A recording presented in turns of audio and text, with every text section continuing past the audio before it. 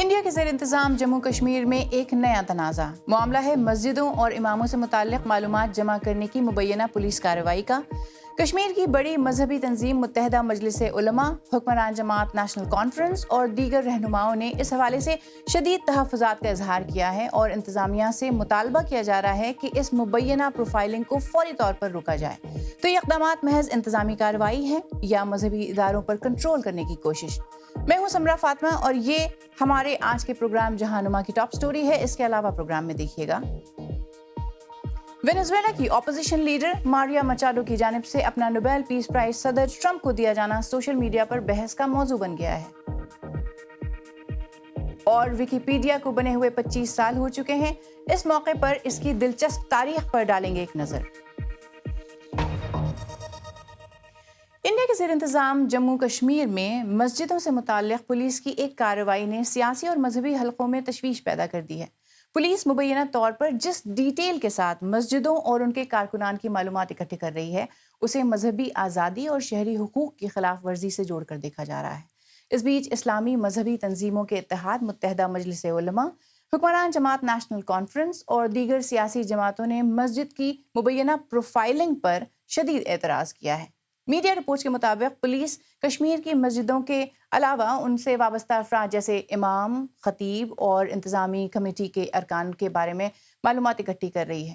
Reports کے مطابق police کی جانب سے ایک 4 صفحات پر مشتمل فارم کشمیر کے مختلف علاقوں میں تقسیم کیا گیا ہے، جس میں مسجدوں کے مسلک، ماہانہ بجٹ، فنڈنگ کے ذرائع، اس کے علاوہ مساجد سے وابستہ افراد اور ان کے اہل خانہ کی تفصیلات، social media accounts, mobile phones, bank accounts اور راشن کارڈ تک کی ڈیٹیلز طلب کی گئی ہیں۔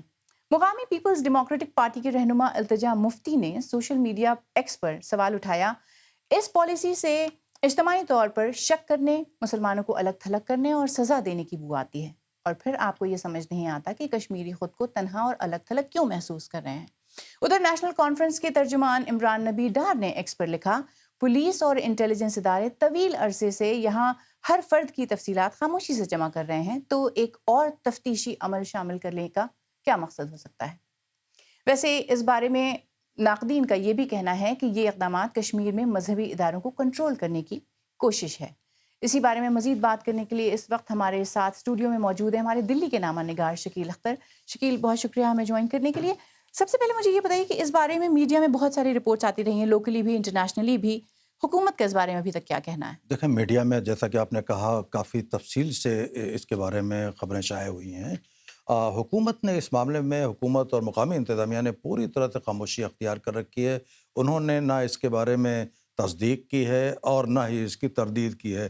عموماً اس طرح کے حالات میں جو سچویشن ہوتی ہے اس میں اثبات میں ہی سچویشن جاتی ہے۔ اچھا، یہ ایسا صرف مساجد کی ڈیٹیلز کے بارے میں ہو رہا ہے یا دیگر جو مذہبی ادارے ہیں ان کی بھی تفصیلات جمع کی جا رہی ہیں؟ دیکھیں، جو ابھی تک اطلاعات ہیں اس سے تو لگتا ہے کہ صرف مساجد کے، ان کے اماموں، خطیبوں اور وہاں پر جو آنے جانے والے لوگوں، انتظامیہ وغیرہ کے بارے میں ہی تفصیلات جمع کی گئی ہیں۔ جو اطلاعات مل رہی ہیں اس سے ایسا نہیں لگتا کہ گردواروں اور مندروں کے جو پجاری اور گرنتھی وغیرہ ہیں یا ان کے تفصیلات جمع کرنے کی کوئی خبر نہیں ہے، بلکہ وہاں پی ڈی پی کے رہنما محبوبہ مفتی نے کہا ہے کہ اگر یہی کرنا ہے تو پھر یہ پورے ملک میں، پورے انڈیا میں کیجیے، اور مسجدوں کے ساتھ ساتھ مندروں سے شروع کیجیے آپ اس کی۔ تو ایسا نہیں لگتا، یہ لگتا ہے کہ خالصتاً یہ مسجدوں تک محدود ہے۔ تو شاید یہی لوکلی تشویش کی وجہ بھی ہو۔ یہ بتائیے کہ اس طرح کی جب معلومات اکٹھا کی جاتی ہے تو اس کا مقصد کیا ہے؟ دیکھیے، مسجدوں کا جو ہے ماضی میں مزاحمتی اور اس طرح کی موبلائزیشن وغیرہ میں رول رہا ہے۔ جس طرح کی کشمیر کی تاریخ رہی ہے، انڈیا کے زیر انتظام کشمیر کی جو تاریخ رہی ہے، اس میں ان کا رول رہا ہے۔ تو حکومت کو یہ خدشہ رہتا ہے کہ کہیں یہ اس طرح کے، چونکہ وہاں پر اجتماعات اور مزاحمت وغیرہ کی یا کوئی احتجاج وغیرہ پر پابندیاں عموماً لگی رہتی ہیں، تو کہیں لوگ یہاں پر آتے ہیں، کہیں ان کا رخ کوئی حکومت مخالف یا کوئی ایسی پالیسیوں کے خلاف نہ ہو جائیں جو حکومت کو پسند نہ ہو، تو بنیادی طور پر چاہتے ہیں کہ ان کا کنٹرول رہے اور یہاں پر صرف مذہبی جو ہے سرگرمیاں ہوں۔ لیکن ساتھ ہی ساتھ یہ ہے کہ اس سے یقینی طور پر ایک فیئر پیدا ہوگا اور بہت سے لوگ ڈرنے لگیں گے، جیسا کہ لوگ کہہ رہے ہیں کہ ڈر کی وجہ سے بہت سے لوگ مسجدوں میں آنا چھوڑ دیں گے۔ بہت شکریہ شکیل تفصیلات کے لیے۔ اور وائٹ ہاؤس نے کہا ہے کہ گرین لینڈ میں چند یورپی فوجیوں کے آ جانے سے امریکہ کے جزیرے کے حصول کے منصوبے پر کوئی اثر نہیں پڑے گا۔ ڈونلڈ ٹرمپ اپنی اس بات پر قائم ہیں کہ ڈنمارک کے زیر انتظام اس خطے پر اگر امریکہ کنٹرول حاصل نہیں کرتا ہے تو یہ خطہ روس یا چین کے ہاتھ لگ سکتا ہے۔ اور اس درمیان برطانیہ کی وزیر خارجہ شمالی ناروے میں ہیں، جہاں انہوں نے نیٹو کے اتحادیوں کو متحد ہونے اور آرکٹک کی سلامتی کو دگنا کرنے کی ضرورت پر زور دیا ہے۔ تفصیل دیکھیے ہمارے رپورٹر جیمز لینڈل کی اس رپورٹ میں، جسے پیش کر رہے ہیں غضنفر حیدر۔ سال کے اس حصے میں آرکٹک میں زندگی زیادہ تر اندھیرے اور شدید سردی میں گزرتی ہے۔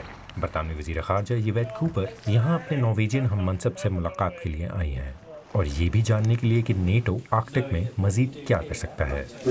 ہم اب امن کی حالت میں نہیں ہیں، ہم خود کو ایک تسلسل میں دیکھتے ہیں جس کے ایک سرے پر جنگ ہے اور دوسرے سرے پر امن۔ وزیر خارجہ کو ہیلی کاپٹر کے ذریعے پہاڑوں میں لے جایا گیا تاکہ وہ خود ان سخت اور کٹھن حالات کا مشاہدہ کر سکیں۔ نیٹو کے مطابق روس کے ساتھ اصل محاذ جنگ یہاں ہے۔ نیٹو اتحادی آرکٹک میں مزید اقدامات کا وعدہ کر رہے ہیں۔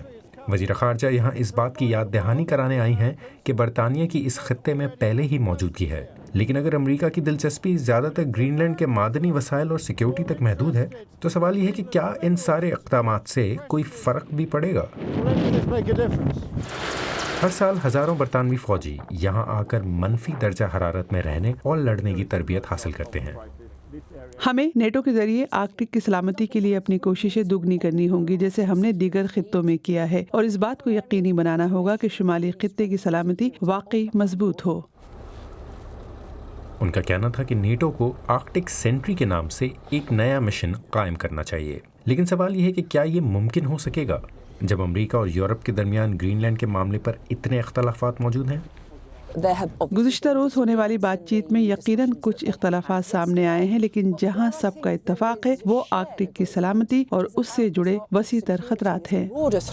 ادھر ڈنمارک اور دیگر یورپی ممالک کے فوجی گرین لینڈ پہنچنا شروع ہو گئے ہیں۔ یہاں تعیناتیاں اس کی سلامتی مضبوط بنانے کی علامت بھی سمجھی جا رہی ہیں، لیکن صدر ٹرمپ کے علاقائی عزائم ابھی تک کمزور پڑتے دکھائی نہیں دیتے۔ وہ کہہ رہی ہیں کہ یورپ میں فوجی تعیناتیاں صدر کے فیصلوں پر اثر انداز نہیں ہوتی اور نہ ہی یہ گرین لینڈ کے حصول کے ان کے مقصد کو بدلتی ہیں۔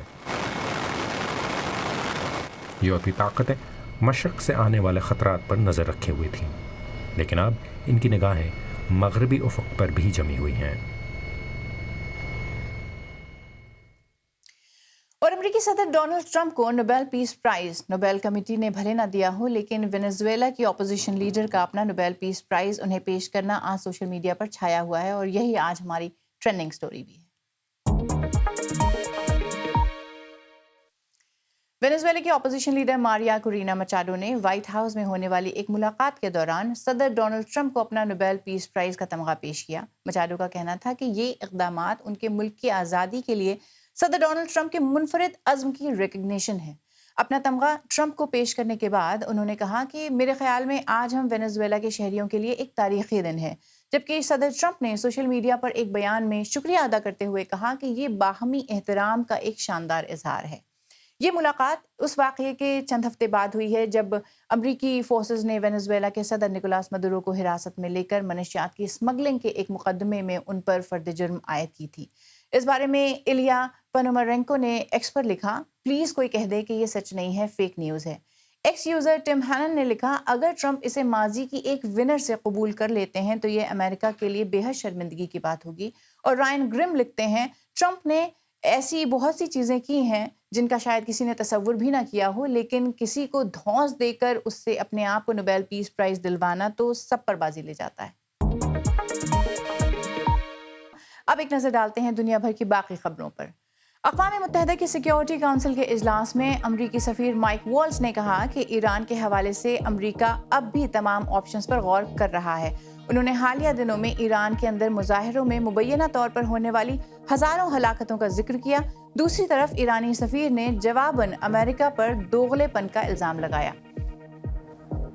یورپین یونین کی بارڈر ایجنسی کا کہنا ہے کہ غیر قانونی طور پر یورپ کے بارڈرز کو کراس کرنے والوں کی تعداد میں 2024 کے مقابلے 2025 میں 1/4 کمی دیکھی گئی ہے۔ پچھلے سال داخل ہونے والوں کی تعداد 1,78,000 تھی، جو کہ 2021 کے بعد سب سے کم ہے۔ سب سے زیادہ کمی مغربی افریقہ سے آنے والوں میں ہوئی، جبکہ لیبیا سے میڈیٹرینین کا راستہ سب سے مصروف رہا۔ اور جنوبی کوریا کے سابق صدر یون سک یول کو تقریباً 1 سال پہلے مارشل لاء لگانے کی کوشش کے جرم میں 5 سال کی سزا سنا دی گئی ہے۔ ساتھ ہی عدالت کا یہ بھی کہنا تھا کہ ان کے اس اقدام نے ملک کو سیاسی انتشار کی طرف دھکیلا۔ یون کے وکلا کا کہنا ہے کہ وہ اس سزا کے خلاف اپیل دائر کریں گے۔